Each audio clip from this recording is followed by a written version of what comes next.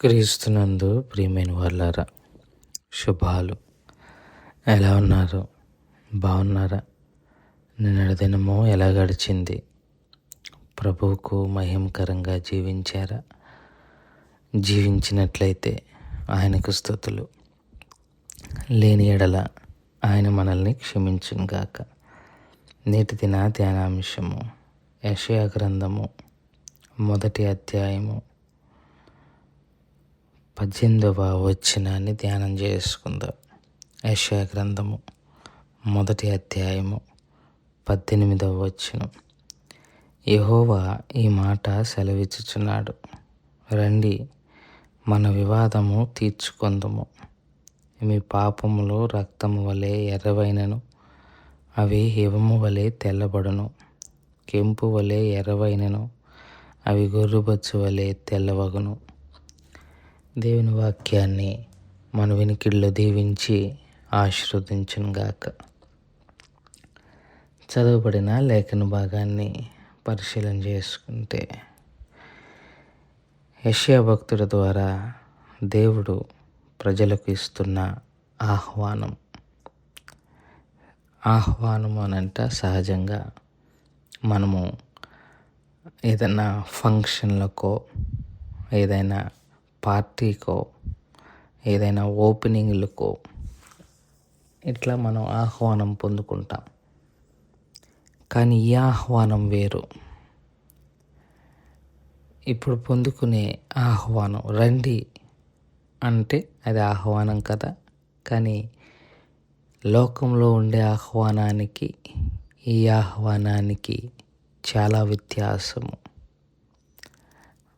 లోకంలో పిలిచే ఆహ్వానాలు ఒకరోజు లేకపోతే ఒక పూట ఉండి జ్ఞాపకాలలో మిగిలిపోయేవి ఆహ్వానాలైతే, ఈ ఆహ్వానము జీవితకాలము మన బ్రతుకులను మార్చి దేవుని సన్నిధిలో మనలను పరిశుద్ధులుగా నిలబెట్టి దేవుని ఎదుట ముడత మచ్చ కలంకము లేనిదిగా మార్చగలిగేది ఈ ఆహ్వానము. లోకంలో ఆహ్వానాలు తీసుకోవద్దని నేను అంటంలా. లోకంలో మీకు అందే ఆహ్వానాలు తీసుకోండి, కానీ ఈ ఆహ్వానాన్ని మాత్రం నిర్లక్ష్యం చేయొద్దు. ఇది పెను ప్రమాదానికి దారితీస్తుంది ఈ ఆహ్వానాన్ని నిర్లక్ష్యం చేస్తే. ఏమిటి ఈ ఆహ్వానంకున్న ప్రత్యేకత అంటున్నాడు, మన వివాదములు తీర్చుకొందుము. మీ పాపములు, ప్రధానమైన మాట, అత్యంత విలువైన మాట, మానవుని స్థితిని గతిని మార్చి దేవుణ్ణి మనిషిని దూరం చేసిన మాట పాపము. ఈ పాపము మనిషిని ఎంతగా దూరం చేసింది అని అంటే, వారి హృదయములు, వారి చేతులు, వారి తలంపులు రక్తముతో నిండాయి. రక్తము అంటే నేరముగా కూడా పరిగణించవచ్చు, ప్రమాదం అని కూడా పరిగణించవచ్చు. కనుక మన క్రియలు, మన మాటలు, మన తలంపులు, మన ఆలోచనలు రక్తముతో నిండాయి, అనగా పాపముతో నిండాయి, అనగా ప్రమాదంతో నిండిపోయింది. వీటి నుండి మనిషికి విడుదల ఆహ్వానమే, రండి. ఇదే ఆహ్వానము సువార్తల్లో యేసయ్య ఇచ్చాడు. ప్రయాసపడి భారము మోయువారులారా నా యొద్దకు రండి, నేను మీకు విశ్రాంతినిస్తాను అన్నాడు. అది కూడా ఆహ్వానమే.